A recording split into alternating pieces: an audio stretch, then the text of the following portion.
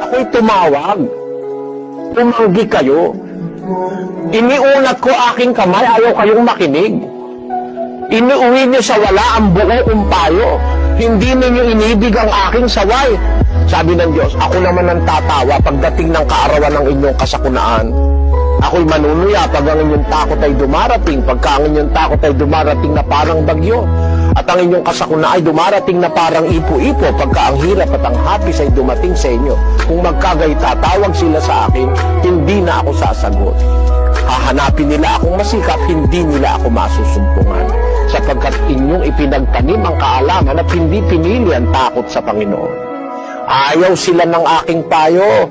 Kanilang hinamak ang buo kong pagsaway. Tamo, ayaw mo sumunod sa Diyos, ayaw ka makinig, hindi ka maliligtas.